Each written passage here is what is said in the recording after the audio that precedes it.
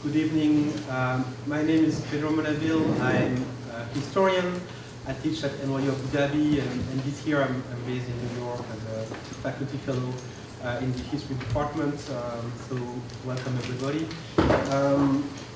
I'm just going to talk for a few minutes to introduce the Roundtable. The Roundtable is actually following a workshop on Congolese art, literature and history, in which several of us in the room participated earlier today. And so we talked a lot about pre-colonial history, colonial and post-colonial history, but one question that was very much at the center of our conversation was the connection between past and present. And so the Roundtable tonight is an opportunity to continue that conversation and to benefit from the incredible expertise on current Congolese affairs that we have here in New York, with four extremely well-informed speakers: Tatiana Carayannis, Severine Autesserre, and Kambale Musavuli. So it would be a little bit of a euphemism to say that the political and security situation in the DRC has been tense in the past few years. To talk about some recent events, so obviously there are ongoing armed rebel groups that continue to disrupt the life of many communities in eastern Congo, despite the presence of a UN peacekeeping mission since 1999. In December 2017, an attack on the UN military base in North Kivu left 15 UN Tanzanian peacekeepers dead. The Kasai is obviously also another major center of tensions, with murderous attacks and confrontations between the army insurrectionary groups and vigilantes that has sparked massive displacements of people. So from the Lower Congo to the Tanganyika, the authority of the state seems nearly constantly and everywhere contested. To talk also about a small anecdote, but revealing an anecdote, in May 2017, a raid on the Makala prison in the center of Kinshasa allowed 5,000 prisoners to escape in a few hours. Last but not least, of course, while President Kabila's second term came to an end in December 2016, presidential elections are still to be organized to elect his successor. So popular discontent have resulted in frequent and often repressed manifestation of protests everywhere across the Congo, with the Catholic Church supporting the democratic movement, but no clear leadership emerging from within the political opposition to President Kabila. So the title of the Roundtable is "Towards a New Congo Crisis?" ? And so the question mark is quite an important part of the title. The word crisis has been used so often to describe the political situation in the Congo since very much the country's independence, and maybe even before, that we can question if it still serves as an adequate analytical term to understand political, social, economic, and security problems that seem so ingrained that it has become a challenge, actually, to imagine a future Congo without them. So, a few words of presentations of the speakers who are going to help us to get maybe a more clear idea of the stakes and the current situation in DRC. So Tatiana Carayannis is director of the Violent Conflict Research Initiative and deputy director of the Conflict Prevention and Peace Forum at the Social Sciences Research Council. She's also a visiting scholar at the London School of Economics. She's a widely published expert on conflict in Central Africa, and among other projects, she's writing a monograph about Jean-Pierre Bemba and the MLC. In 2015, she co-edited the volume entitled "Making Sense of the Central African Republic" with Z Books. Then Jason Stearns is a senior fellow at NYU Center for International Cooperation and the director of the Congo Research Group, which has published incredibly useful analysis and very much revelations about armed violence, state governance, and politics in the DRC. Among other professional affiliations, he served for several years in the UN Group of Experts on the DRC. In 2011, he published Dancing in the Glory of Monsters, The Collapse of the Congo, and the Great War of Africa. Severine Autesserre is a professor of political science at Barnard College, who began a professional life by working with humanitarian organizations and development agencies in Afghanistan, Kosovo, the DRC, Nicaragua, and in India. She has a strong research interest in peace building, civil wars, and international relations. She's the author of several award-winning books, including in 2010, The Trouble with Congo, Local Violence, and the Failure of International Peace Building, published with Cambridge University Press. And Kambale Musavuli is a human rights activist and spokesperson of the Friends of the Congo, an advocacy group in the US that seeks to support processes of peace building and justice in the DRC. Among the many activities that he's been involved is the Congo in Harlem Festival that has brought amazing films from and about the Congo and the region to New York City every year in the past 9 years. So I want to finish this short introduction by thanking all the speakers today, as well as the NYUAD Institute for hosting this event, and Ralph Raymond for his careful assistance in the organization of both the roundtable and the workshop prior to. So I'll leave a little bit than 10 minutes to each speaker to introduce a few points about the current situation in the DRC today, and then we'll open up the conversation to the public for questions. Thank you, Pedro, for this.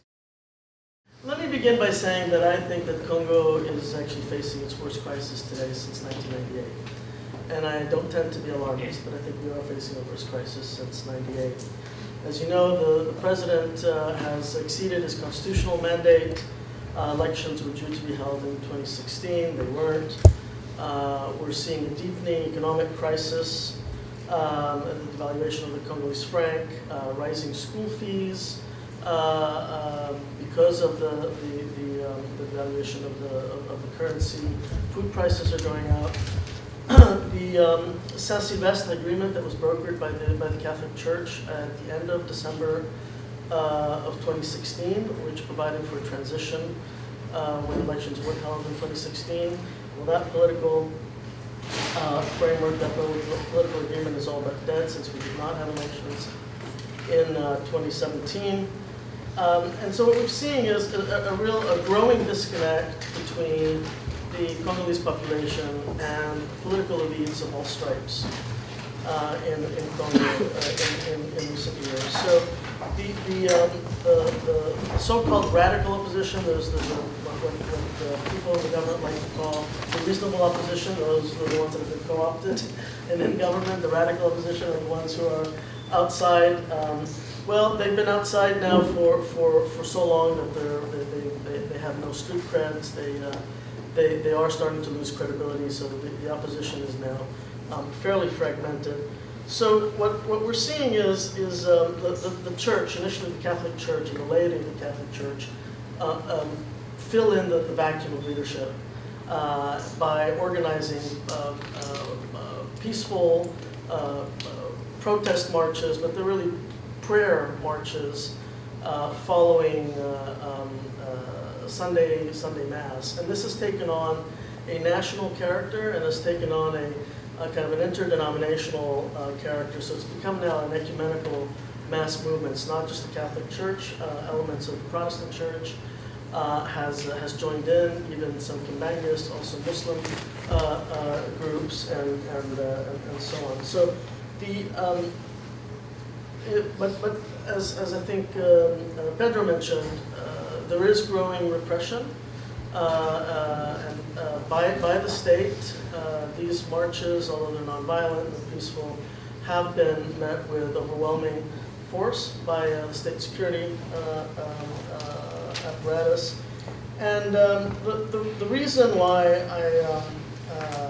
I say that we are facing the worst crisis since '98 is not only because of this, because of this growing national sort of social movement that's emerging in Congo. Because in and of itself, I don't think that will result in what many are calling for, which is a change in the regime. The worry is that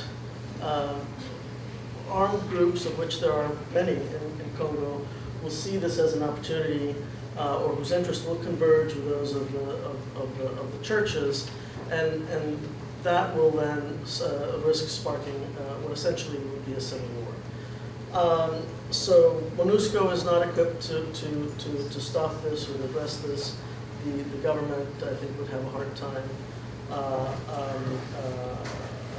responding to this. And I think, so that's why I think this movement is potentially presenting an existential crisis for the Kinshasa government in a way that the CNDP or the M23 crises of the last 5 or 6 years did not, even though those were armed movements, and this is, at least at its core right now, a nonviolent movement. Now, and just a quick word on resistance in the Congo. A lot of folks in recent years would say, especially Congo, both Congolese and folks outside of Congo would say, Congolese people are too poor to resist. They'll be met with overwhelming force.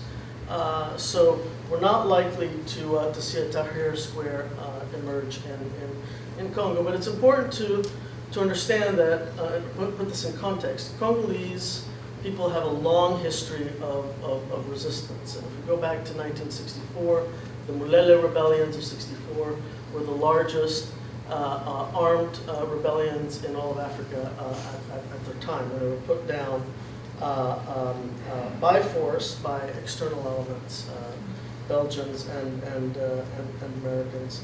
But since then, there's been a long history of resistance to Mobutu, largely nonviolent, led by the UDPS party and the late Tshisekedi. But resistance in Congo takes a different form than perhaps what we're used to seeing on CNN and Al Jazeera and elsewhere. Resistance in Congo takes, instead of occupying public space, folks remove themselves from public space. This is the ville morte, right? The strikes. So it is a form of resistance, but it's different. If you're looking for people taking to the streets and occupying public squares, that's not what that's not necessarily what it looks like in Congo.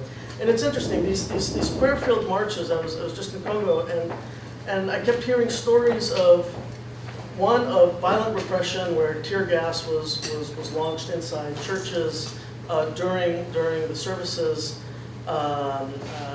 to disperse parishioners so that they wouldn't march. But there are also stories of parishioners with the priests in the lead going up in front of the police barricade and kneeling down in prayer, and the police was so, I don't know if overwhelmed this is the right word, they just opened the barriers and let them through. So there's a lot of these are very powerful. This is a very powerful movement, is what I'm trying to say. So what's going on in the broader region? And I was asked to say something about the region, and I think it's important in the context of Congo because some of you know, who've known me for a while, know that I've often said that there's no such thing as the local in Congo, right? So a lot of Congolese political elite, whether the provincial elite or Kinshasa elite, have linkages with both very, very localized armed groups and others, but also linkages with elites in and around the region. So it's important to again, not treat Congo in isolation from its regional context. Well, the SADC region, SADC has pretty much announced its backing of the current government, and I'm speaking primarily about Angola, South Africa, and Zimbabwe right now, all of whom are going through their own internal transitions. You've all been reading about Zimbabwe. Had a very different transition than the Angolan transition.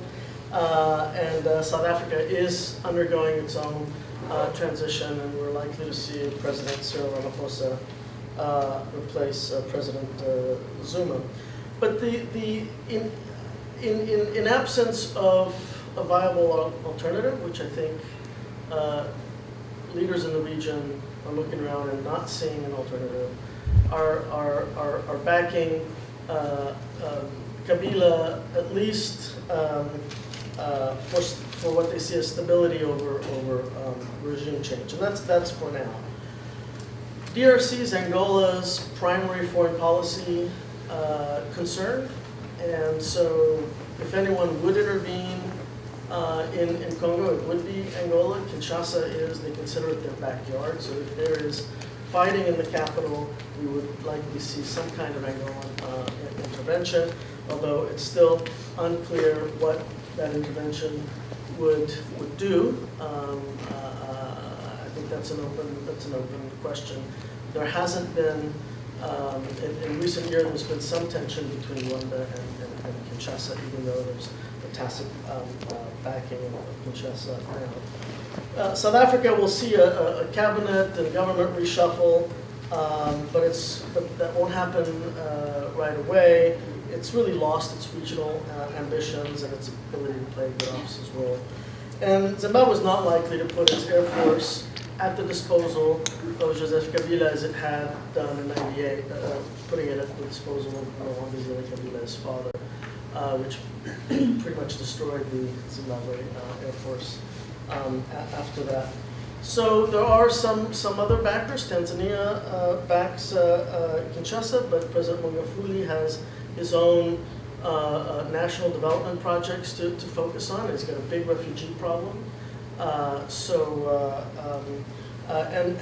Sassou in Congo-Brazzaville is backing Kinshasa, but has also big problems of his own, and the last thing he wants is popular protests spilling over into Congo-Brazzaville.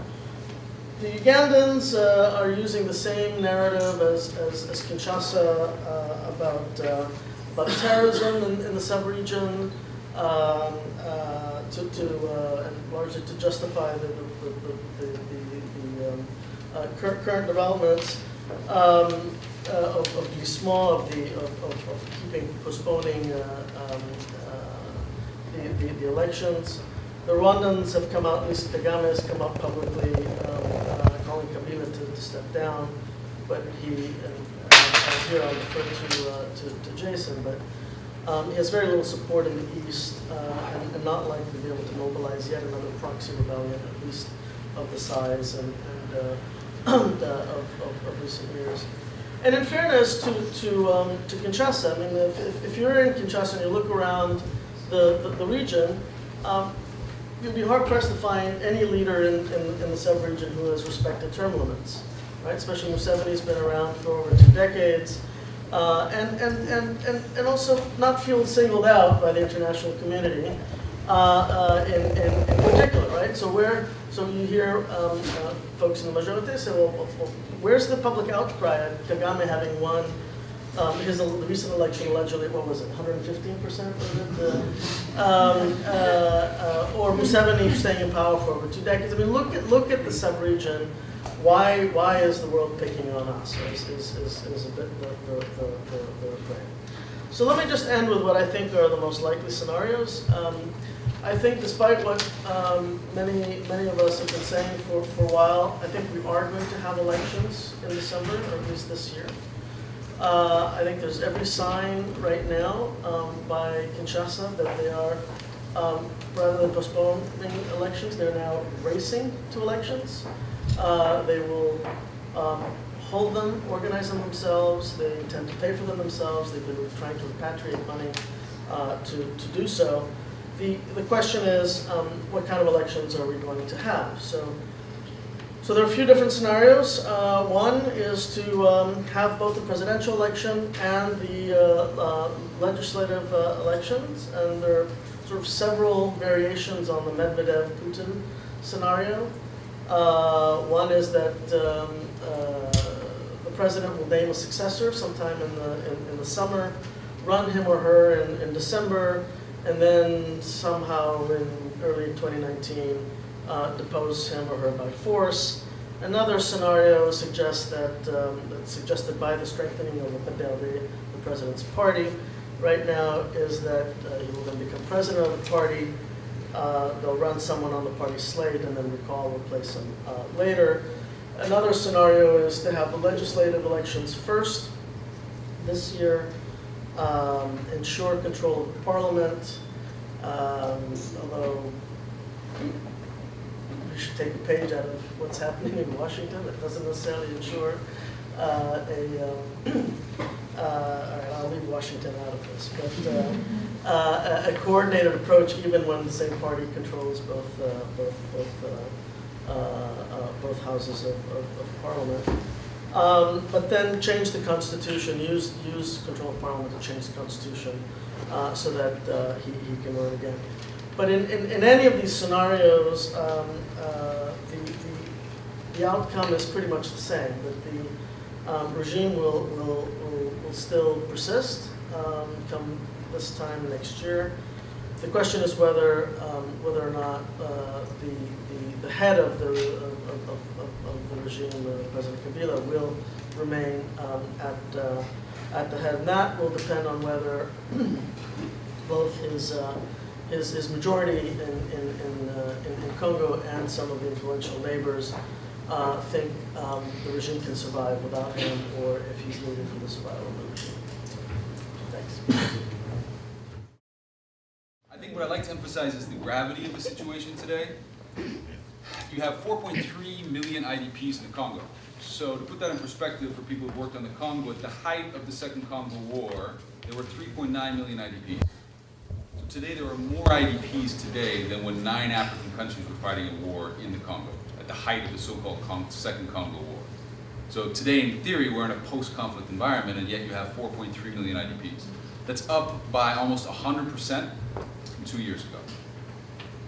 You had more IDPs in the Congo last year than in any other country in the world, including Syria, including Yemen, right? So it doesn't, one of the natures of the Congo, the reason it's so slippery, is that it doesn't come prepackaged in a nice narrative that grips people, that makes headlines on newspapers. It, by its very nature, is diffuse and very difficult to come to grips with. I talk to lots of journalists. They hate working on the Congo. It's difficult to find that neatly packaged narrative in the Congo. And so therefore, this kind of slips through the cracks. But it's important to remember 4.3 million people displaced. The way people die in the Congo is through displacement, right? So 4.3 million people displaced is a lot of people, and has an impact on mortality, and people die. You have 120 armed groups today in the Eastern Congo. That compares with 70 armed groups 2.5 years ago. So there's a fragmentation of armed groups. Not necessarily more people fighting, but more groups in a more complicated, complex environment. Now, at the same time as you have violence escalating in the Eastern Congo, you have this political impasse in Kinshasa that Tatiana was talking about. And it's important to see the two as linked, right? Often we don't, often we separate them two, but it's extremely important to see these two as linked. And I think that the most important part of it is that even though there's 120 different armed groups in the Eastern Congo, there's one armed group that's much more important than any other armed group, and that's the Congolese army. The Congolese army is, the Congolese state, I would argue, is a state that, as opposed to Paul Kagame neighboring Rwanda, or even Mobutu in the early part of the Mobutu government regime, is a state that is obsessed, not obsessed with maintaining order, but obsessed by through staying on in power, in part through conflict itself. So it's a state that actually sees conflict as an end in itself. Now, it's a bit difficult to understand, but I've heard one Congolese parliamentarian said the Congolese state has an autoimmune disease, right? So it finances, the army finances or is linked to or backs armed groups that then fights that very army itself. And so it's more of a, rather than a state versus rebel, seeing rebels as enemy situation. It's more of a complex symbiosis or networked phenomenon. And so that's important to understand. Joseph Kabila, to a certain extent, is not the problem. It's the system that's the problem. Yes, you know, alternance or the replacement of the government is an important issue, but it's important not to see Joseph Kabila as in the person as a problem. It's the system itself that poses, I think, the problem. Some examples of this are the fact that there has been the most rudimentary approaches to bringing violence to an end in Eastern Congo. A DDR program has been basically moribund for the last 2 years, right? The government actually proposed a relatively decent DDR program. It cost $90 million, and the government couldn't come up even with $3 million itself. It just wasn't a priority. Security sector reform. Again, the government came up with a good program about 5 years ago and has made almost zero progress on this. The government actually sees the army not as a means to control, to monopolize violence and control security, but it sees an army as a way of distributing patronage amongst military officers, right? And so it doesn't want to create a meritocratic army. It wants to use the army to prevent meddlesome officers from getting too dangerous for the government.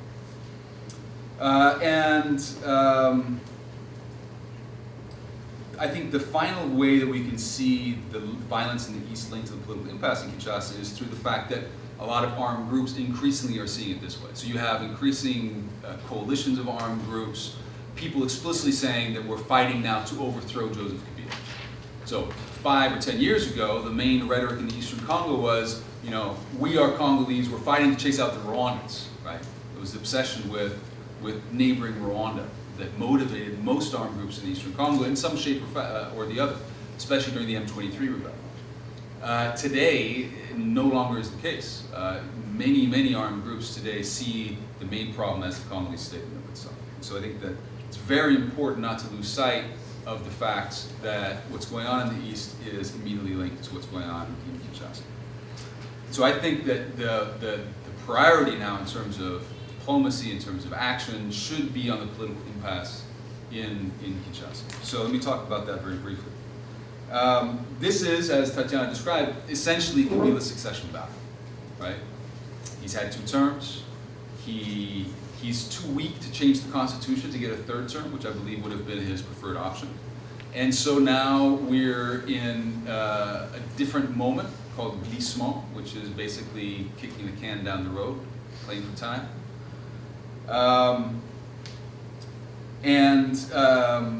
I think, as Tatiana rightly pointed out, someplace around November last year, the glissement strategy turned into let's go to elections, but on our term strategy. And so now we're no longer biding time, but we're rushing towards elections, but making sure that those elections are in the favor of the ruling coalition. So what does this mean? We're rushing towards elections at the moment, which is supposed to be held on the 23rd of December. All protests have been banned since September of 2016, right? So any anti-government, because pro-government protests are still allowed, or pro-government demonstrations rather, all anti-government protests are banned, almost de facto, certainly in Kinshasa. Many opposition leaders are in exile, not all of them, and not the most important ones, but Moise Katumbi, who is seen as one of the main opposition leaders, is in exile. The institutions that are supposed to hold elections are all deeply politicized, right? So the Electoral Commission itself is supposed to be an independent commission. It's called the Commission Electorale Nationale Indépendante. When in fact, so the way it's supposed to be, half of it's supposed to be a ruling coalition, half of it's supposed to be the opposition, and the head is supposed to be from civil society, from religious, from the churches. Most people consider Corneille Nangaa, who's actually in New York now. Don't think he's here in the audience. Monsieur Nangaa? No. Corneille Nangaa is considered by most people to be favorable to the government. And with one exception, none of the opposition parties recognizes any of their members. So the National Electoral Commission is de facto completely controlled by the ruling coalition. And so we're heading towards elections with an extremely biased, limited landscape, right? Just a word, I'm going to give you some scenarios too, which are similar to the ones that Tatiana gave you. A word on the international scene. The international community is actually relatively, it's united in some ways and divided in other ways. So one thing they're united on is elections. Everybody says that the way out of the impasse is elections. African Union says this, SADC says this, the ICGLR says this. All Western countries say that, Russia and China say, everybody says this. It's through elections. They just differ on what exactly elections mean, right? So I think that Joseph Kabila could hold elections, rig the elections relatively dramatically, and most people in the region would probably say, well, you know, flawed elections happen in many places. This wasn't ideal, but you know, it's a sovereign country, and so therefore we're not gonna do anything else. It's not unreasonable to think that, you know, that would be the case even for other countries. After all, in 2011, the elections, the last elections, were deeply flawed, extremely flawed. Pictures of compilation centers with boxes of ballots spilling out of them, and the conclusion by all international observers was this does not reflect the will of the people. The ballot did not reflect the will of the people. And so it's not, and yet after 2011, people said, well, the elections cost $800 million, do we really want to do them again? No, so they kind of just water under the bridge and they moved on. And so it's not unreasonable for Kabila to say, well, we can do the same thing now, right? It's all the more not unreasonable, and this is sort of what's been going on in the economic news in the Congo recently, for them to think that because cobalt prices in the world are at an all-time high. Car batteries, iPhone batteries, phone batteries. It's not, we heard a lot of stories about conflict minerals in the East. The real story, Kabila government doesn't make much money from the conflict minerals in the East. They make their money through industrial mining in the South, in Katanga. Cobalt prices are at an all-time high, right? And this is, Kabila government makes a lot of money off of this. They're just introducing a reform to the mining law that will give them a radical bump up in profits from the mining sector. And what they're doing basically is says, oh, you want to put pressure on us in terms of cobalt? We control 2/3 of the world's supply of cobalt. It's an enormous amount of cobalt they produce. Congo is also the largest producer of copper in all of Africa, right? And so they feel, well, the international community is a little bit divided, and plus, geostrategically, we're in the driver's seat, right? So having said that, what are the scenarios? Well, I think there's a bunch of scenarios. I think one is really small. It's still possible that Kabila, I don't think he's fully committed to elections. I think I agree with Tatiana, that's most likely. But Kabila's not a strategy guy. He's a tactics kind of guy. He'll say, uh-oh, it seems blocked here, let me go this direction. And at some point late last year, he felt that he couldn't make much progress in terms of this or that. Certainly constitutional revision didn't seem to be making much progress. And so he said, let's head for elections. And so he started heading for elections. But I'm not convinced that he really wants to go to elections, although I think that's the most likely scenario. So it could be status quo, and the question then is for how long. He could go for elections, and the opposition says these aren't credible elections for the reasons that I mentioned, and they boycott the elections. In which case we'll have a Burundi scenario, Burundi of the 2015, where the opposition boycotted the elections. And in Nkurunziza said, thank you very much. I'm going to now dominate all institutions, from the local to the provincial to the national, which is what happened in Burundi. And the opposition thought that the international community would be on their side. They thought they could use an armed rebellion. At the end of the day, nothing happened, nothing worked. And so the Burundian government was left controlling every single institution in the country.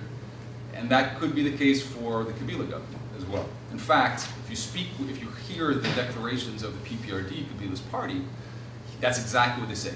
On va tenir les élections, we will hold elections, and on va les gagner à tous les niveaux, on every single level.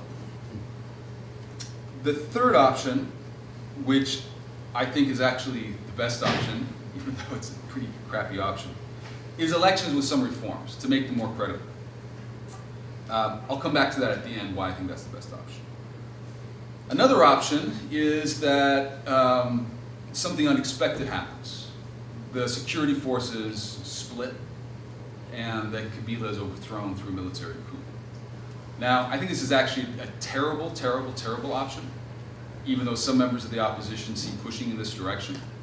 If you think about it, protests elsewhere in Africa have only ever worked, street protests, overthrowing a government. They almost never work unless there's a split in the security services. That happened in Burkina Faso. Burkina Faso was dramatic, it was huge, popular protest. But what happened? Blaise Compaoré was kicked out by his own army. Tunisia, same thing. Egypt, same thing. If that happens in the Congo, I do not expect a situation like in Burkina Faso where the army takes over and then hands back the power to a democratically elected, to a democratic process. I think that we look towards a radicalization and perhaps a deepening of conflicts. So I actually think that's a very bad option, even though the more the democratic process is blocked, the more the opposition wants. Some few members in the opposition want to head in that direction. I also don't see any splits in the security services. So Kabila's actually done a very good job at managing that challenge, where he's deployed 90% of the functioning army to the east and kept Kinshasa under the control of the Republican Guard and police. The final option is the one that many in the opposition and civil society are pushing for, which is called transition sans Kabila, a transition without Kabila. Kabila used to, there's no way credible elections can be held with Kabila in power, so the first thing that has to happen before we even talk about elections is for Kabila to step down and hand power over to a caretaker government which they can organize elections. I think in the abstract that's fantastic, they're absolutely right, that's the best way to do it. I think in practice, as the United States government keeps on, I don't know why they keep on insisting this every time they open their mouths, there is very little support for what they call an anti-constitutional solution to this problem. You will find not a single diplomat in Kinshasa or elsewhere supporting this sort of solution unless the situation on the ground changes dramatically. So those are the scenarios that I see. Now, like Tatiana said, I think there's a new game in town. That's a pretty bleak scenario, but it was even bleaker before the end of last year. It was bleaker because Kabila was in the driver's seat. The international community was, sort of, I think the option, the possibility of Kabila just holding elections, rigging them dramatically, and everybody sort of, wringing their hands but going home was very, very high. What happened late last year? The Catholic Church protests. Now, the Catholic Church protests, I agree, although I disagree on one point with Tatiana, or I don't think we actually disagree, but I think that the CLC, which is this lay community of Catholics, organized the protests, they just sort of channeled a broad resentment. These were 6 guys that had no structure in the country. But the genius of the Catholic protests was when previously people said, well, we're going to meet at such and such a place on Sunday. People would come up and then they get tear gas and go home and get shot. The Catholics just said, go to Mass. All we ask of you is to go to church on Sunday. And when you come out of church in your 160 some parishes in Kinshasa, just go march out of church. And then they said, we'll try to meet. They never met in the central place, but the key thing is just march after going to church. And so it was impossible for the Congolese government to ban people from going to church. So people go to church, and after church, they would just march. And as Tatiana said, I mean, the most inspirational, I mean, it's all over YouTube. I mean, really, really touching stuff touching on both sides, touching people, they were very well schooled by the Catholic clergy. They told them what to do. So, as the first sign of police resistance, everybody would kneel and start praying. So what is the police supposed to do? Shoot people who are kneeling and praying? They have palm fronds they're waving. The priests walking barefoot, holding crosses in front of them. I mean, extremely sort of inspiring stuff. And on the other hand, inspiring stuff in the sense that the repression from the police, tear gassing people in church, beating up priests. I mean, really moving stuff in a transformational way. I mean, I think many people can be cynical about the Congo. There is no way you can stay cynical after seeing those scenes. And so I think for me, it completely transformed the situation. It transformed it also because there was one protest on the 31st, and they immediately followed up with another protest on the 21st, which was even bigger than the one on the 31st of December. And now they've announced another protest on the 25th of February. So they're pushing. They're really pushing, and the government's shit scared, I think, because of that. So I hope that these protests will provide impetus either for the ideal situation to get Kabila to step down, I still think that's extremely unlikely, or for the middle situation that I think is actually possible, which is to bring about a reform of the electoral process, allow for protests, allow for opposition exiles to come home, reform electoral institutions as they're supposed to be reformed. And the reason I think that that's important and still a viable option is that Kabila, even though he's going to rig, and he will rig elections, is extremely unpopular. So we did polling throughout the country, and we're not the only ones. Gallup did some polling, and the State Department did some internal polling. And basically everybody agrees that everybody in Kabila's camp together gets about 20% of the vote, right?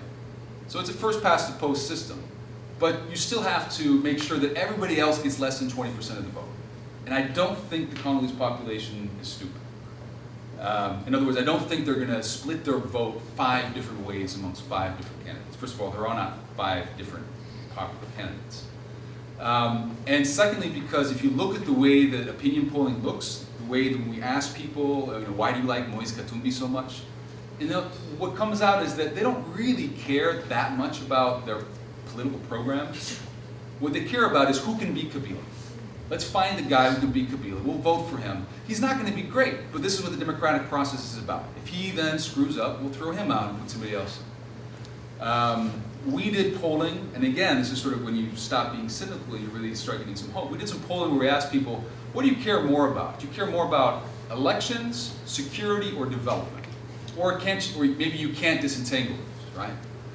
And in some of the most conflict-ridden, poorest parts of the country, when we asked that question to peasants, this is a randomized sample of Congolese, 7,500 people across. It was a big poll, a big survey. In some of the poorest, most conflict-ridden parts of the country, they either said, we want elections, and not security and development, or you can't disentangle all of that. The reason that we're poor here, the reason that we're suffering is because of the political situation. And for me to see people who are, in South Kivu province, for example, in South Kivu province, the #1 answer was elections. And South Kivu is, has 1 million people displaced. They've been suffering from violence for a long time. So for me, I think that was enough. So I think that there is, despite the bleak scenario, despite very illegitimate institutions and an illegitimate political elite that many people don't believe in, I think that the hope resides in those sorts of things, in those marches, in the fact that the people, as corny as it sounds, are fed up, and there is actually a way that they can express that. I'll stop. So what we currently hear about Congo reminds me a lot of the last times Congo prepared for general elections, so in 2006 and 2011. Over the past, I would say, 2 years, journalists, diplomats, Western and Congolese activists, think tank analysts, and leaders of most international and non-governmental organizations have focused mostly on the political crisis around general elections and on the political crisis in Kinshasa. And the thing is that we're so preoccupied with the upcoming elections that we're diverting our attention away from the other causes of violence, the many other causes of violence beyond the national political issue. And we're wasting the opportunity to tackle these other issues. So I published an article in Foreign Affairs last year that made this point, and the article launched a big debate with Jason and Tatiana.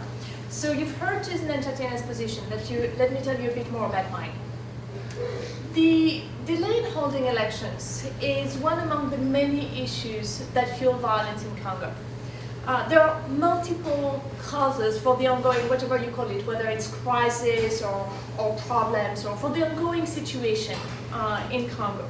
You have competition amongst armed groups, you have poverty and unemployment, access to land, access to justice, criminality, corruption, access to education, and so on and so forth. So the causes of violence in Congo are not solely linked to the electoral crisis, contrary to what we read and what we hear a lot in popular discourse and in the media. And the causes of violence in Congo and the causes of the ongoing situation are both top-down and bottom-up. So let me insist on one of these points, because that's the one that people usually forget to mention or that they overlook the most. Local conflicts, local issues at the subnational, at the village or district or even provincial level also fuel extensive violence, as opposed to only talking about international tensions or as opposed to only talking about national political tensions. So to be clear, yes, national and international leaders manipulate local armed groups. And they do that sometimes for electoral purposes. But at the same time, local combatants use national and international tensions as a way to pursue their own specific local goals. So for instance, in the Kivus, in North and South Kivus, villagers regularly ally with national leaders and with foreign militias as a way to get control over neighboring land. And so if you want to summarize in one sentence, it's, as Jason was saying, it's extremely complicated. You can't have a very easy way to read the situation, but it's basically that you have local, provincial, national, regional, and international agendas that combine to produce conflict over power, land, economic resources, and social standing. And that fuels conflict and violence all throughout Congo. And so that's quite common in ongoing war. If you study any other civil war, you'll see that many other researchers have demonstrated that local and subnational conflicts are often distinct from national and international agendas. And that happens again in places from Afghanistan to South Sudan and Timor-Leste. So it's really not specific to Congo. And the result is that in all of these kind of conflicts, national and international peace efforts cannot necessarily end violence at the local level. And there is an enormous body of evidence on that. It's based on research all over the world, again from Nepal to Colombia to South Africa to Timor-Leste. To build peace in places like Congo, but also in other conflict zones, we need not only top-down approaches, so the kind of approaches that are focused on elections, that are focused on the struggle for power in the capital city. We do not need only peace building at the national and international levels, but we also need bottom-up approaches, meaning that we need peace building at the local and provincial levels. And research actually shows, including by one of your colleagues at NYU Abu Dhabi, that bottom-up approaches have actually increased peace-building effectiveness in places like Somaliland, Iraqi Kurdistan, even Afghanistan. And if you're interested in having a specific example from Congo, I'm more than happy to talk to you about Ituri Island. Fascinating, fascinating place. But what that means, all of that for our debate today, is that if we want to think about how to address the current situation and how to build peace in Congo and how to resolve the extensive violence that Tatiana and Jason have mentioned, you need a combination of top-down and bottom-up approaches. And the problem is that currently we have two assumptions that shape the ongoing approach to Congo and to the current situation or crisis. The first one is the assumption that the causes of violence at the local level mirror the causes of violence at the national and international levels. So in other words, it's the assumption that national and international tensions cause the conflicts that you see on the ground in central Congo, in eastern Congo, in Kinshasa, wherever you want. So for example, it would be saying things like the electoral crisis is at the roots of most of the problems in Congo. While, as I've just explained, this is a simplistic assumption. The second assumption is that peace achieved on the national and international levels will automatically trickle down to the local spheres. So for example, it's saying things like if we resolve the current electoral crisis and the current struggle for power in Kinshasa, that's going to help resolve tensions on the ground, in the Kivus, in central Congo, etc. Well, the past 15 years have shown us that if you try to resolve conflict at the national and international levels, and if you do succeed in resolving at least some of this conflict, it doesn't necessarily end violence on the ground. So Congo needs bottom-up peace building in addition to the current top-down approach. And the words "in addition to" are extremely, extremely important. I'm not saying that we should replace the current Kinshasa-centered, election-focused strategies with bottom-up peace-building measures. It's really not an either-or situation. Instead, what I'm saying is that we should add local peace-building to the set of options that we currently use to address the Congolese situation and to resolve the current crisis. So this really means increasing the financial, logistic, and technical support for bottom-up peace-building.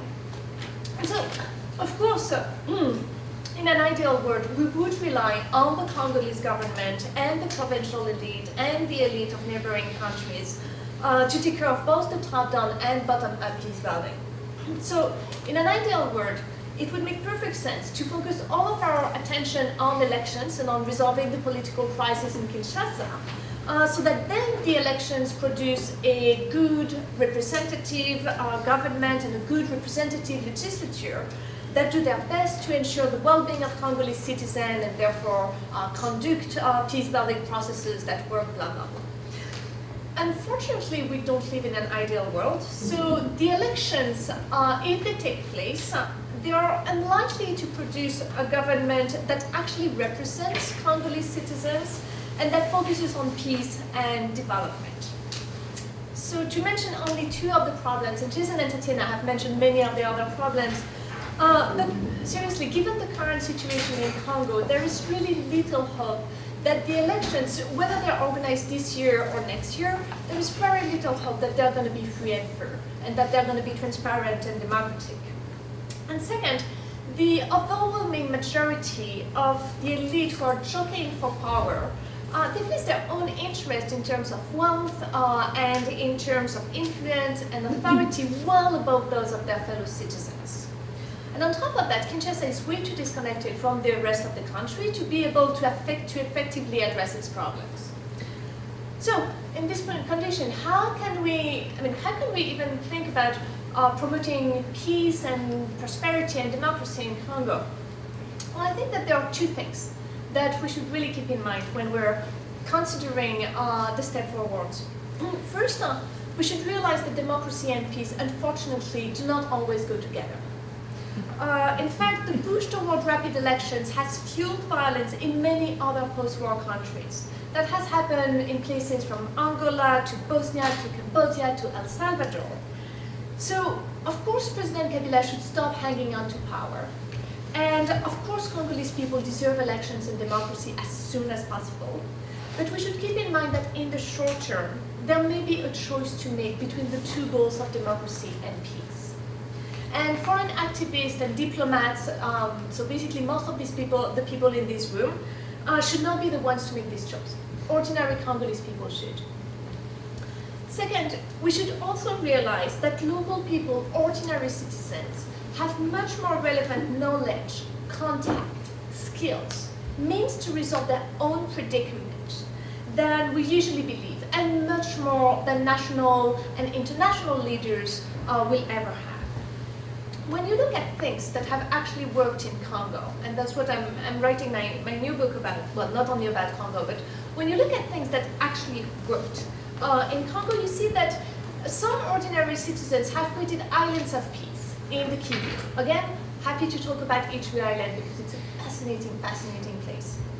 Others have decreased tension in Ituri, and yet others have built a wide democratic movement at the grassroots. So obviously, you cannot ask ordinary citizens to just go and confront armed groups and defeat armed groups. It's not going to work. And you can't expect ordinary citizens to have the networks that you need to build international peace or to build national peace. But the point is that local people do have the capacity to address some of their country's problems. And the usual international approach is usually to ignore or even despise these kind of local initiatives. Instead, I think we should really fund, protect, and support these local initiatives so that we reinforce them. And so my latest book, Peaceland, explains how to do that.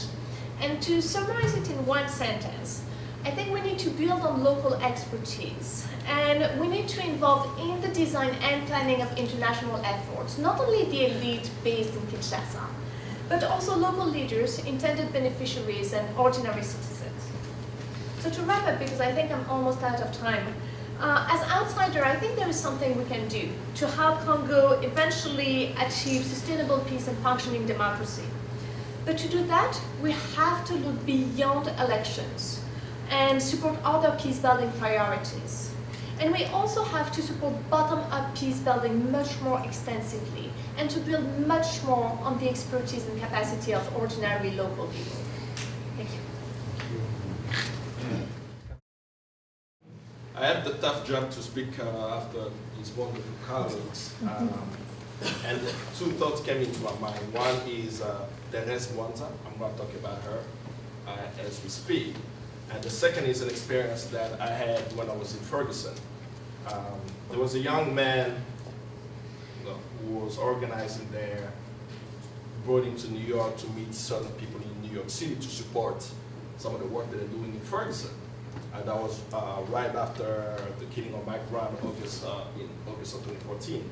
So as he came speaking to different communities here he said something very profound, because people will ask him, how can we support Ferguson?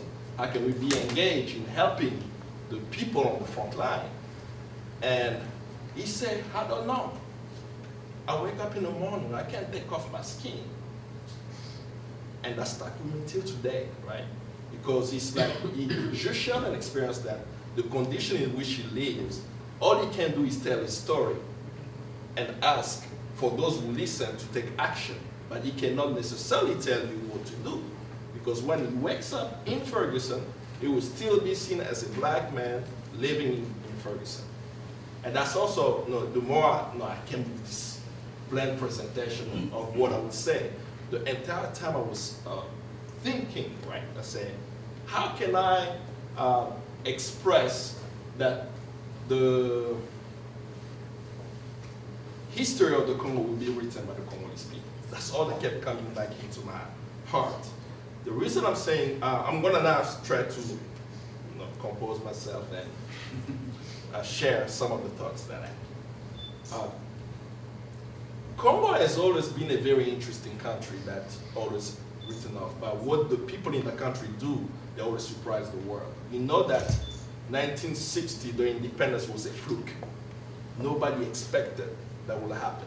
There were plans created to make sure that we will not be independent at the time. There were strategies even implemented. But what transformed the Congo at that time was the will of the youth. Some youth organizers whose parents told them that, are you crazy? Why are you fighting the Belgians? We're living very well. Why you are being troublemakers? Right? We get a little salary, we are helping our families, we get beat down every now and then by force publique. But we don't need independence now, we're not ready. Right? But there were other young Congolese who were clear about the human condition, right? You cannot trade human dignity. The way you live in the land that belongs to you, to your people, for 80 years, being colonized, and everything being taken away from you, they felt the urgency to demand that we control our land. They achieved what they could achieve at the time was political independence. And they expected a generation after to carry on the baton to get economic independence and everything else later. So how does that translate now to today? You heard about protests that's been ongoing in the DRC, right? So I'll speak about the youth protests, but I want to speak specifically about the Catholic Church. It's very important to know that the protest that's happening, that is not to be Catholic, it's not the Catholic Church. Churchgoers who are calling themselves the lay leaders, right? We know them by name. It didn't start overnight, like last week they dreamed about organizing. For over a year, throughout the country, and specifically in Kinshasa, they organized actions without even people realizing that these actions were something that they were doing to test if the people will follow. 6 p.m., specific churches ring the bell. They rang the bell. Organized teachings for people to come on specific date, but they did that in a period of a year. But why were they organizing? Because there was a gap within the political system, the political environment problem. Right? Kabila is supposed to leave power December 19, 2016. People on the ground, even especially the youth, they were confident that he would leave, and they were organizing, and we knew there would be a battle. Given that he wasn't leaving, there was, of course, an imminent threat that there would be uprisings within the Congo, so the Catholic Church, the Senko stepped in to organize the dialogue. During the period of the dialogue, there are people who actually believe that it will not result with a positive result for the Congolese people. So they start organizing on their own. These are church, imagine yourself as a churchgoer deciding that I would take on the role to mobilize. And what is amazing though within the church, which has helped the organizing of the lay leader, is that the Catholic Church is known to have structure that help with dissemination of information. So as a young Congolese, I remember when I was young, as a Elenge Mwinda within the church, I remember within my church, we could decide something that we want all the youth in the capital city to do within the church, and that information will go around without the decision of the Bishop of Kinshasa, the Archbishop of Kinshasa, to even know. So that's something to actually be aware. So these lay leaders have filled the gap that political leaders in the Congo were unable to actually fill. But they've organized, and of course, now we see that they made calls to actions and Congolese have followed. But something that they have said themselves and they have asked for support to the people is that they are a small group. There is only so much that they can do alone, and they expect that people will relay the actions that they're actually doing at the moment, because many of them are now underground, given the regime is looking for them. The second thing that I want to speak about is their action is easy to support because of the moral ground that they have. So for example, when we're mobilizing people around the world to come in the support of the Congolese, it's easier to support lay leaders than supporting a politician in DRC. So for example, here in New York City, the Kairos Center are in solidarity with lay leaders in the DRC, especially even with Pastor Ekofo, who has just left the DRC. I think he was in New York, I don't know if he's still here. They're trying to see how religious leaders here in the United States can connect with religious leaders in DRC, because at the moment in the United States, there is a movement, I don't know if you heard of that, the Poorest People Campaign, launched by Reverend Barber across the United States. They are interested in connecting with the religious leaders in the DRC with what they're doing right now. Right? So that's one thing that came out positively around the lay leaders. And just, this is a note that I got from them. I just want to make sure that I mention their names so that if you, as you research, you get to know who these lay leaders are. Professor Thierry Landu, Isidore Ndaiwa, Justin Okana, Jonathan Chombela, Maman Léonie Kandolo, Gertrude Ekombe, Julien Lukembu, and Francine Boliko. The reason why I'm mentioning the name is they have made a direct call for support as they are facing tremendous pressure on the ground for having the courage to have spoken out. Now let's move to the youth. January 2015 is one of my proudest times as a Congolese youth for two reasons. One, as I mentioned, I was in Ferguson mobilizing the youth there, but then at the same time, young Congolese also were mobilizing. Right? January 2015, the Congolese government wanted to introduce a law, an electoral law that would have de facto extended Kabila state. What they wanted to do is a census before the election, but that law was stopped. The reason why I'm mentioning that moment, it was a critical moment in the history of the Congo, even in my generation, to have seen young Congolese stop inaction of the government without guns. How did they do so? They demonstrated in the streets. They actually made the government withdraw a law that they actually wanted to vote on. Many paid a high price. Many were killed, many were arrested. But the fact that they were able to do that demonstrated to me, with organizing, it is possible for the population of the Congo to be able to put pressure on the Congolese government. Around that time, many movements, youth movements, started becoming much more visible. In the East, many have heard of Lucha, who has been now mobilizing across the Congo. Some have heard of Filimbi. There is Quatrième Voix in Kinshasa, who has been specifically even focused on something very fundamental that I appreciate from them. Is they did a study to find out what is the most oppressed community in DRC. So that was their own study. They wanted to find out what the result is. Their response to that was the handicap in the DRC is the most oppressed community. So their focus, their work in doing civic education in handicap centers across Kinshasa, at least for the moment, and they're trying to expand it across the country. But what they found fascinating is that they were showing a documentary by, what's that man, Thierry Michel, Le Cycle du Serpent. Le Cycle du Serpent is a documentary about the fall of Mobutu, but it looks at the social state of the Congo at the time, but also looking at handicap in Kinshasa.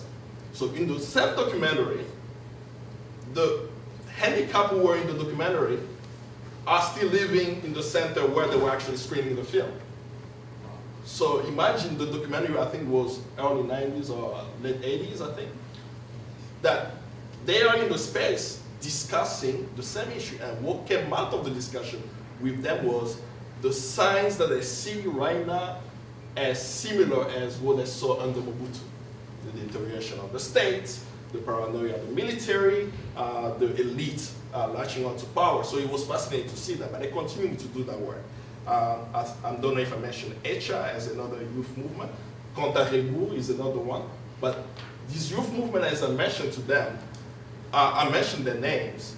I'm doing that also realizing that we have a challenge with the youth movement in DRC in terms of organizational capacity and political ideology and direction. While they have a will to transform the DRC, we still have a long way to go in strengthening the youth movement in DRC. And some of the things that I can point to you to show the lack of political ideology is being invited by, what's the wife of the president? No, the president of the United States. Oh, Melania? Oh, Melania Trump. Right, being invited by Melania Trump, right, to receive a prize for human rights in DRC for activists in the civil society in the DRC, in the United States, is a faux pas, right? But being in Congo, not realizing the political state of the United States and being invited by Donald Trump or the administration to receive that prize, if there is political ideology and education, you will know how to engage in those type of spheres. Or meeting with political leaders, or meeting with diplomats, taking a selfie with them, and so on. Those are some of the political faux pas that is. But and another thing that I'll also present is when youth leaders are arrested, it becomes cliques. Not all movements are speaking in one voice, and they've been actually trained to work now. We are pushing them also for that. Is that arbitrary arrest, the way is so. It happens all the time in DRC. It should not be a question of one youth arrested from this movement, only that group to speak of. All of us have to speak in one word to make sure that these youth leaders who are arrested actually get released. But we must know that they are brave, right? Because I can speak very easily from New York City about this youth movement, but they think, they wake up knowing that they may get arrested. And I've experienced that with some of those youth leaders. One of them was arrested not long ago in August. And he was actually laughing about the experience that he had while in prison, while he was being tortured. That he was being tortured because they found out that there were activists in Morocco who were advocating for his release, and they went through his phone to see the communication that was going on, and he was laughing about it. But wait a minute, you were being beaten for that.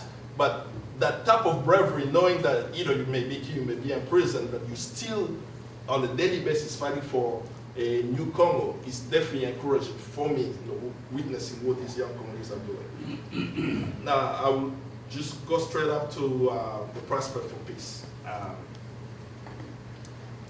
There are many scenarios that's being presented, and this I will share my personal opinion. I do not believe that in the current position, in the current state in DRC, that there can be an election with Kabila that will result with the will of the people being heard. One, we have to, as we speak about the Congo crisis, right, the political crisis in DRC, we cannot start talking about just the election, but we must actually ask ourselves, how did Kabila become president of the DRC? And what are the solutions that's been imposed on the Congolese that has exacerbated the situation? It wasn't the Congolese who decided on February 15, 2012, that Kabila should be the president of the Congo for the next 5 years. It was James Twister, the US ambassador, making the statement at the press conference in Kinshasa, in French, with local media. No international media, at least as I recall, was present, deciding that, right? And we can go on and on and on. And the challenge usually I have when we have discussions around Congo's politics is who is it to blame, right? But all I remember in the discussion is Thérèse Wanza, whom I mentioned the name. Thérèse Wanza was 24 years old. Right? She's a young Congolese woman who went out to a protest that was called by the lay leaders, the laïcs, this past January. Right after church, she was with everyone because the idea was the priest and the church leaders will go and walk out and march. The video is online, very graphic. So for those who are going to watch it, make sure that you know that the video is graphic. They shoot with live bullets to church parishioners. We don't know how, but a bullet, I don't know if it was one or a few bullets, hit Thérèse, right? She fell on the ground, she's bleeding profusely, no support, no way of even helping her, and she died. She wanted to become a nun. Her father is a police officer. They took her body to the morgue, and the next day, the family is trying to pick up the body at the morgue, and they refuse for them to actually get the body. So imagine as a young Congolese activist living in the United States, mobilizing people, listening to the Minister of Information of DRC, Lambert Mende, being interviewed on Al Jazeera when he was visiting Washington, D.C., about protests in DRC. And the Minister of Information is saying that the report around the deaths of protesters in DRC is all lies. Are angry, not just me, but all Congolese. The sentiment of Congolese is we want a new Congo. We don't know how we will achieve it, but every day we wake up wherever we are, we do what we can to make Congo a better place. So I guess we'll come back and have an exchange. Thank you.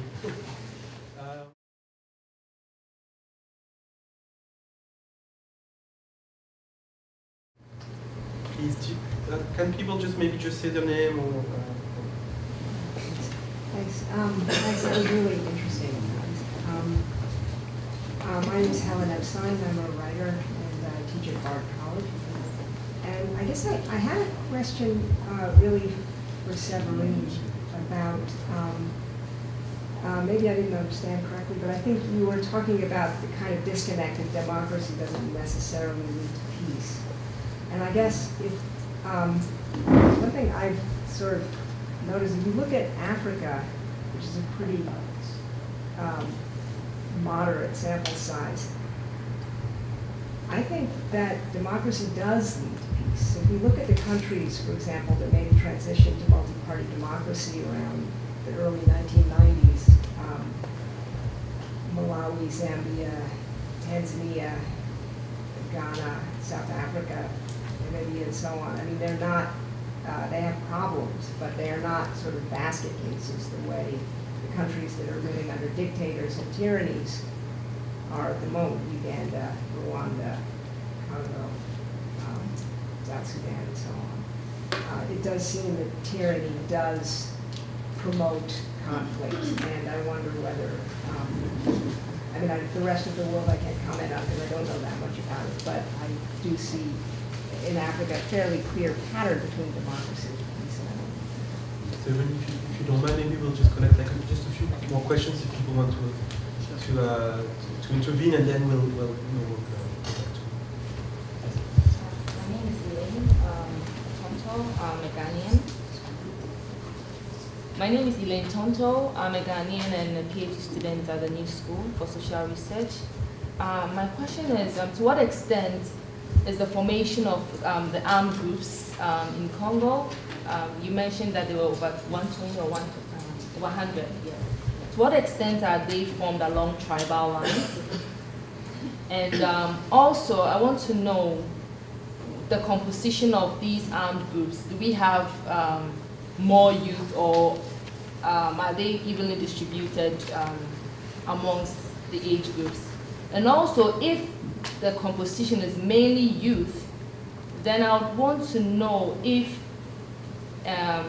it begins from the formation of these youth movements they begin by forming the youth movement to seek justice through nonviolence, and then when their efforts are frustrated, they channel it through nonviolence and form and end up in forming these youth groups. So the first is, are they formed along tribal lines?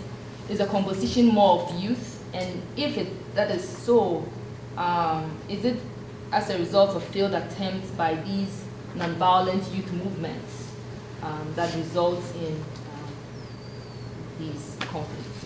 Thank you. Thank you for the question. Other people? My name is Tom Lee. I am a PhD student at the University of Michigan. I'm interested in hearing your guys' response, especially after the foreign affairs back and forth. To me, that argument always seemed like a distinction without much of a difference. And so I'd be interested to hear all of your response to there without. Other people? Yes, Margot. And Didier after. Yeah, I was just wondering, I'm a PhD student at University in Belgium, and I was just talking to a friend in Matadi who's constantly being harassed by police. Like, he's asking, like, help me or something, and I don't know if there's, like, any organization or institution that is helping these youngsters you were talking about in any way, if there's any sort of international protection or network for these people. Who need the help? I didn't hear the name. Youngsters in Kinshasa that are trying to speak up, people of La Lucha, for example.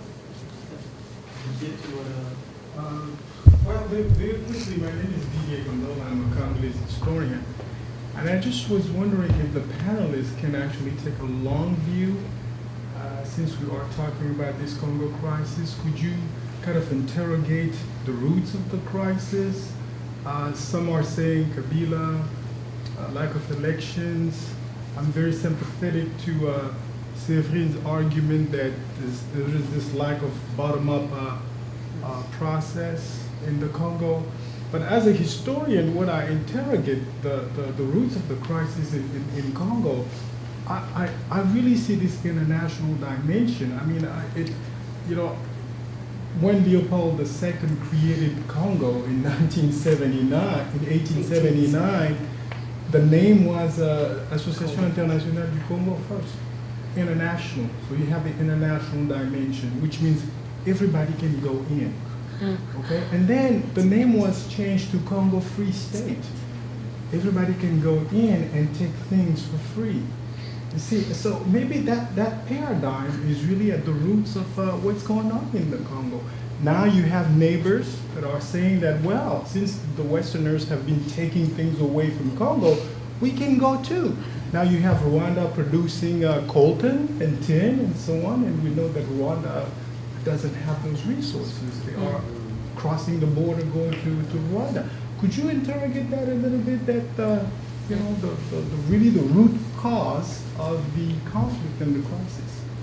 So I suggest to maybe go back to the panelists now, but if you want to answer the question, also maybe rather concisely, and then maybe we'll get another chance to get another second question.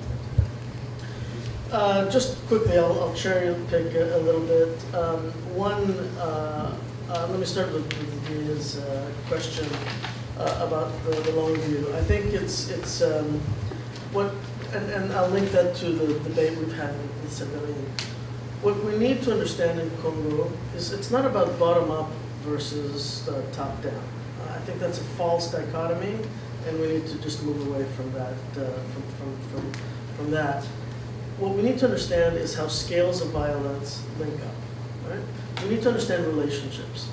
And at the root of this is the way politics has operated in Congo, the way governance has functioned, or not functioned, if you want to look at it, in Congo. Going back to the colonial period, going back to the Mobutu period, it's been, whether we call it patronage networks, whether we call them the political marketplace today, which is Alex Duvall's interpretation of neo-patrimonialism on steroids, right? A very dollarized, monetized type of patronage.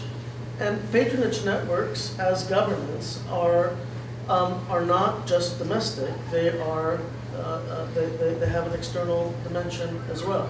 So yes, that means there are wealthy patrons outside the country, inside the country. Mobutu was an influential patron. There are governance systems that are networked, that link up with other actors that can be very, very local to the sub-region, to now in a very globalized economy. You'll find, I mean, if you mentioned coltan, yes, Rwanda became the world's largest exporter of coltan. Doesn't have coltan on its soil, but a lot of these minerals, if you follow the group of experts reports, you'll see that some of the stuff was refined in Ukraine and sold by Canadian companies. So you cannot talk about, so that to me, that's at the fundamental problem, if we take the long view in Congo, has been about the way politics has operated. It's operated with governance. It has operated along these patronage networks that link local actors with international actors. Because let's not rob Congolese of agency. I mean, I just had this discussion with some friends at Unikin last week. C'est nous qu'on les laisse prendre we are the ones letting them, or we are the ones. So it's not just externals robbing, but it's also that's what we mean by the complexity of Congo, which is why you cannot address Congo's problems by looking only at local solutions, because the drivers of very, very localized violence often is not where the violence is taking place. It's elsewhere. Jason, in less than 2 minutes. So I would like to also start with Didier's question. I think is very important. I think what happened in the Congo at one and the same time is that the war started for complicated reasons in 1996. And at the same time, what happened was a liberalization of the Congolese economy. Liberalization meaning privatization of the Congolese economy. It started in the very last years of Mobutu and then accelerated through Joseph Kabila. So Joseph Kabila is not like Mobutu. Mobutu made his money through, he controlled 60% of the treasury in some years. He made his money through parastate organizations. Joseph Kabila privatized the economy. He doesn't use state coffers to make money. He privatizes and he takes a cut off international markets. And so whereas Mobutu was supported by world powers in a Machiavellian fashion, playing them really rather than being played, because Mobutu was an expert at that, Joseph Kabila doesn't rely on foreign powers as much as relies on international economic marketplace. So he perfected the art of selling Congolese state mining concessions onto the international market through offshore companies that were then flipped onto the broad international economic market, bought up by some of the largest mining companies in the world, Glencore, ENRC, and now a lot of Chinese companies getting involved in that too. And in the process, making himself personally hundreds of millions of dollars, if not more. So that is actually, in fact, if you want to look at one of the most progressive pieces of policy in recent years, and I say this as somebody who's viscerally opposed to almost every single policy of the Trump administration, it was a decision taken this year, or late last year, to impose economic sanctions against Dan Girdler for this very sort of thing, which for me is very progressive policy. Here you're targeting somebody for abusing that and linking it directly to human rights violations and obstruction of democracy, which I think was actually, and I'm not going to give it to Trump, that was actually a policy started since the Obama administration. But anyway, so I'm going to wrap up, and I'll link this just very briefly. I think that to what Tatiana said, I think that the Congolese state has never really been built, right? It was never built. It was eviscerated from the beginning. And this gets to a question about ethnic groups. Ethnicity takes a primordial place in the East, and almost every single of these 120 groups is recruited along ethnic lines. Because it's the one moral economy that for many people still works, right? Because the moral economy, the public economy of the state, never really worked, right? In that sense, an evisceration, we talked a lot today about slavery. I mean, it started back, there were well-functioning moral communities, let alone political institutions far predating colonial enterprise in the Congo Kingdom, the Luba Kingdom, the Lunda Kingdom, the Kuba Kingdom, and on and on and on. And these worked and they had a function. I think people fall back on these mythical communities now, often in very detrimental ways, because that then itself builds up violence and brings violence. But I think we need to give a chance to this bottom up, if you will, but bottom up extremely political rebuilding of the state. And that involved, I think, providing that space from the international sphere, but it's more complicated than just world powers, because it's the world economy now that I think is much more important than that necessarily than State Department and official diplomats. Okay, thank you. Helen, thank you so much for your question. So actually when you look at Africa, and not only Africa, there is a really interesting relationship, I mean for a researcher, interesting, between democracy, autocracy, and peace.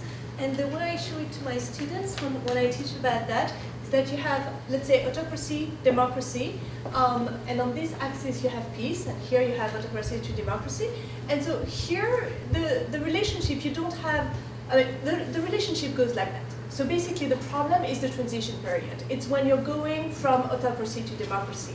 And that's why I think it's really dangerous in terms when we are talking about elections currently in Congo, because we are talking about moving Congo along this axis toward a process of democratization, which empirically has often been associated with a much higher level of violence. And then once democracy is established, that's when you have the positive relationship between democracy and peace. And thank you for that question.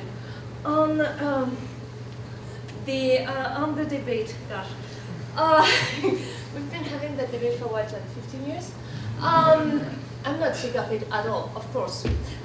No, seriously, I think we agree on 99% of the things, and with Jason and Tatiana, we're researchers, so I guess that we focus on the 1% of things that we disagree on, but the positions are not that different. Okay, thank you for that question on the historical causes, because I agree with you that it's one of the themes that has been missing from the panel today, which is surprising given that the entire workshop was actually, that you had during the day was actually dedicated to historical causes. I completely agree with you. There are really important historical causes to the ongoing crisis. Your work shows it very well, the work of Jean-François Bayard, of René Le Marchand, Mahmoud Madani, lots of other historians. But there are also more proximate causes. And I think that it's really important to keep in mind when we're trying to understand what's going on today and how we can address it, to not focus only on the current, the very proximate causes like the election crisis that we're obsessing about currently, but also, as you're saying, look at the more historical causes and look also at the causes of violence that have been persisting over the past 20 years. Thank you. In 10 seconds? If it's not too long, we'll get the time to take a couple more questions. So for political prisoners, I would be interested in knowing more from you after the event, so to speak. There are many young Congolese there. I forgot to mention even some of the names. Christian Lumu, I was speaking with him the week before he was arrested, and then since November 22nd, he's been in jail. Kambale Musavuli was picked up the last week of December. So this is a proliferation of, they're just arresting the youth leaders left or right. What will help? What has been helping has been shining the light on the issue. So anytime youth in our network have been arrested, we've reached out to Amnesty. They've helped out tremendously in getting international attention on the issue. Even when they were released, they even provided medical support for some of them to make sure, check them and whatever happened there. So I'm open to hear more after the event. Professor Gondala, thank you for being here. I didn't even realize you were here. Your question is very important. I'm usually criticized because I always say in many of my presentations, the war in the Congo is a resource war waged by the United States and the United Kingdom using the proxy forces. I can't even expand it now. We've growing up in activism for probably a while now. Globalization and capitalism. We don't want to say that term, but it's clear. the Congolese government understand that, right? That's why they can go and start taxing people on cobalt. So there is this game happening within the local entities, the international power, and the Congolese are on the ground are not even participating in the discussion.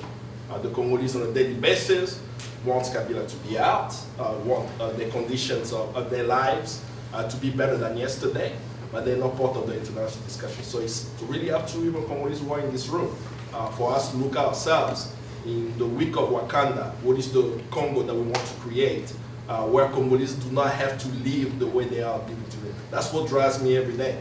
I do not want, going to Pascal, right, as an elder. I'm speaking about Pascal Kambale. Many people, when they meet me, they think of Pascal Kambale. I'm not him. But I remember as a young man in Kinshasa, him coming to the house when he was fighting Mobutu. I was really impressed by him. But now I'm doing what he's doing, right? So I don't want my children to be doing that, right? So it's really up to us, Congolese in this room, to tell ourselves, we can have this debate, but we have a set discussion we need to have about what will the transformation of the Congo look like, how do we support concretely the youth who are putting their lives on the ground. Some of the basic support is like power banks. They need power banks, they need cell phones, they need projectors so they can do film screening and so on. So I'm looking forward for more constructive discussion of how we can support the youth on the ground while mobilizing for change. Thank you. Thank you very much. So we have the time for a couple more questions, maybe not the time to actually for actual answers to these questions, so comments, and then we'll move downstairs. Anybody want to ask something? Last question. Well then. I have a question. Oh yeah, please. My name is Julian Goku, I'm from Congo. I just have a question about the opposition leaders. There's a sense that some of them, they're not real opposition leaders. A lot of them are kind of push for show. But Moise Katumbi seems to be the most popular one. I wanted to get your thoughts on why that's the case. Like, is it like what do you think of the rumor that he's really just another, I guess, opposition leader just for show that really wouldn't make a big difference? It isn't really different than the powers that are in power right now. So everybody can get a word and maybe the reverse order. If you want to say a word, and then we'll go. I mean, it depends on who you talk to. Personally, I don't think he's a popular as it's presented. But when we look at the data, right? Professor Jean Belle did an election. I don't know if I should call it an election, right? When they polled for who will lead the transition in DRC, right? They had people voting in Congo and outside of the Congo. They had names of people, because Katumbi's name was not part of the list, right? Luckily. But in the names that came out that the Congolese people said that they wanted to lead was Cardinal Mosengo. And bias, I like Dr. Gwege, right? But from what the names came out, from the people who voted with the numbers that we had, that's what people have said. And that goes to the study that Jason mentioned earlier. When you look at critically the polls, the Congolese are tired of who is in power today. So they see anything coming after will be positive. That will be your judgment about what is your value. I support the Bernie Sanders. That's the value that I stand for, right? That's who I will support. But will you support Trump? You vote for Hillary, right? Say that Bernie Sanders should be the president of Congo. No, I'm saying that even in the coastal Tshisekedi, right? As a young Congolese, I probably had issues with Tshisekedi, but the population of the Congo believed in him as an older politician who had given his life to the movement. They voted for this man in 2011. Right? So the story is the will of the people is not being listened to. Everyone is, not everyone, the majority of the solution is discounting the will of the people. That's why we keep getting these symptoms of the conflict and the crisis. The moment we start saying, oh, what do the Congolese people want? Well, look at the study. They created this little small election and they said we want a transition and we want Mosengo to lead it. It may not be perfect, but that's what they are saying. And helping getting the voice of the Congolese will be really important. Do you guys mind just ending on that note? And maybe we can continue a little bit that conversation downstairs. I want to thank you.